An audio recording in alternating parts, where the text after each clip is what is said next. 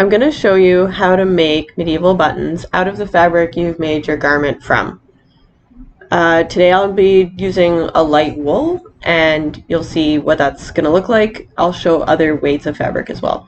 So I'm cutting around at about 1.5 inches. Obviously, if you want a bigger button, you might need to cut a bigger round. You might also need to stuff it, which I'll show later. But you can play with it a bit to get the right size button round. I've already cut my buttonholes, so I'm making sure that my button fits well with my buttonholes, and I may make a sample round and make it fully into a button to make sure it's the right size, and then make it a bit bigger, a bit smaller as needed before I fully commit to cutting all my rounds. So I'm going to make a knot in my thread. I sew with a thimble. I've made a knot in my thread. I'm using heavy like heavy-ish linen thread. I think it's 50/3. It just needs to be a very strong thread. A polyester, regular polyester thread will not be strong enough. And I'm running stitch around the outside at about like 1/8 in from the edge. The running stitch allows me to later pull the edges in, which is integral to how you make the button. So I'm just going in and out of the fabric until, with like medium-sized stitches, until I get to where I started with the knot. And I'm just going to start squeezing those edges into the button and gently pulling that piece of thread so that it's coming into a little scrunched shape. And I can fold them in a little, even a bit more, but that's sort of what we're going for. That's what it'll look like. So now I'm going to pinch the whole thing so that the edges of the fabric are inside the button, and it starts to look like a little jellyfish with the edges all scrunched up, as you can see. And now I'm going to start sewing from one side of those edges to the other, just at the bottom of the button, and across the button. So I'll pick a little loop and go from one side, and then I'll like go next to there and go across to the other side.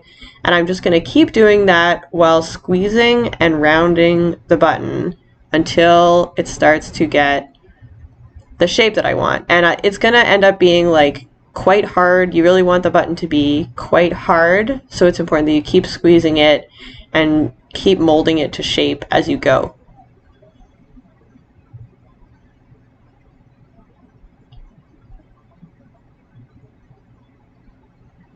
Eventually, I will get to the point where I feel like the button is hard enough and round enough, and then I'm just going to sew through it a couple of times to stabilize the thread. But I'm not going to cut the thread because I'm going to use that same thread to attach my button to my fabric.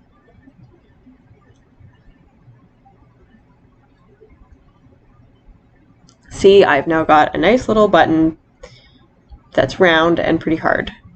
So I'm going to match with where the buttonhole is. I usually start from the top. I'm going to make sure it fits before I attach it, because you never know.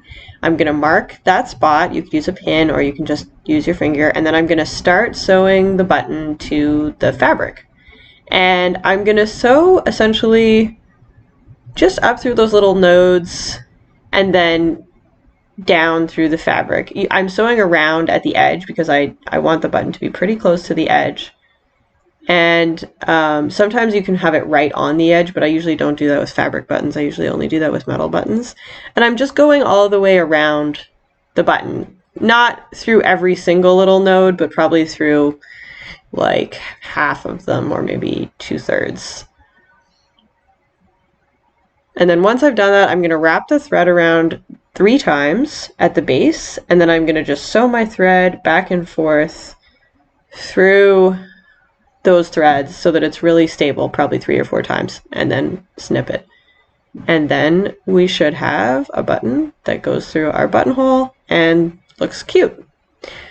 So if I wanted to make one out of a heavier fabric, I may find that I can't, because this is like a coating wool, so like a 20-ounce wool, I can't turn the edges inside and get like a result that I'm happy with. So I'm cutting this out a little bit bigger. Again, play with your fabric till you get the right size ratio that you want. for your buttonholes. I'm just using red thread because I want to show you how this works. So I'm going to use the same process to running stitch around the edge with a knot.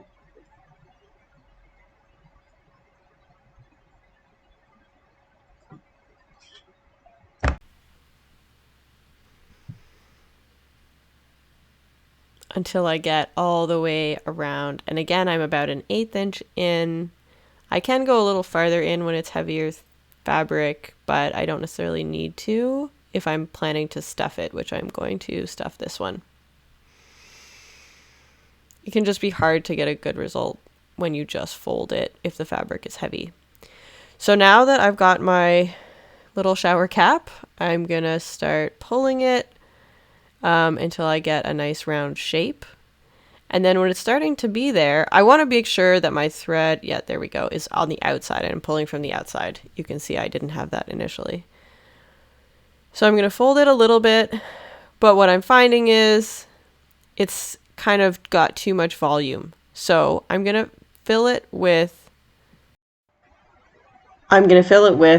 scraps of the same fabric so that I can get it to the point that it will be a nice button. So I'm actually going to just take little scraps of wool from where I've cut my buttons and just fit them in there until I get what feels like it's going to be a nice firm button. Again, you may need to experiment with this.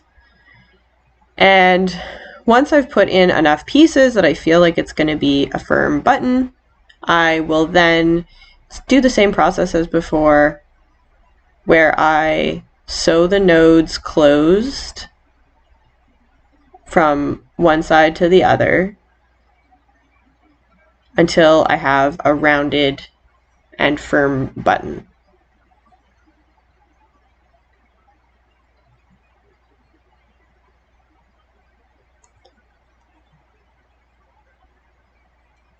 Obviously, you'll need to cut a bigger buttonhole. For if you're using thicker fabric, you'll need to cut bigger buttonholes in order to get the right size buttonhole ratio. So you may want to practice both your buttonhole and your button on a scrap fabric before you start cutting them into your fabric, into your real garment.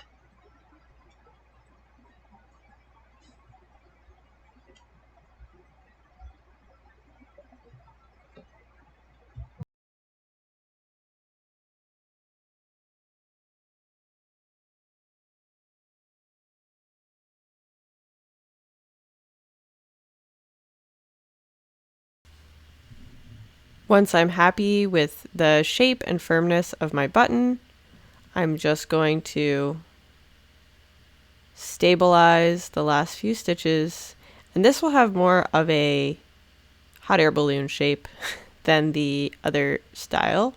And I'm just going to keep going until I have a nice round button, and then I can attach it to my garment using that tail of thread. So if I have a really light fabric, this is actually a silk, I may find that I need to cut the round a little smaller, but I will almost certainly also have to stuff it because the volume of the fabric is just not going to be enough to make a sturdy, hard button. So I'm going to get my edges nice and clean for my round. And again, you want to practice with your fabric, but silk makes very nice buttons, so there's no reason not to use silk.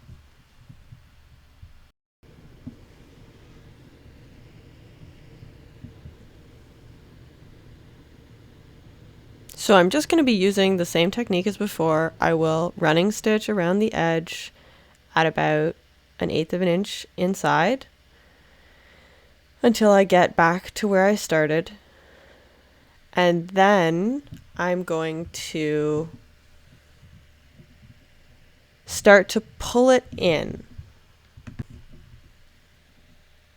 But as I squish it, you can see it's not big enough and it doesn't have the volume needed to make a full button. So I'm going to start putting scraps in. You can use silk scraps or you can use any other fabric scraps. You won't see them. In this case, I'm going to be using a little bit of my red wool because the silk is not doing the job all by itself.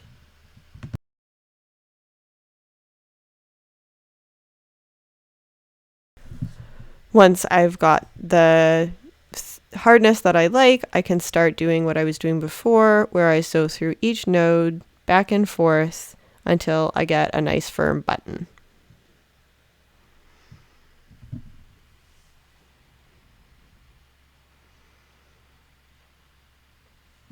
There are other ways to do this. There are some buttons where people would sew through the top of the button in a little pattern to make an even harder button.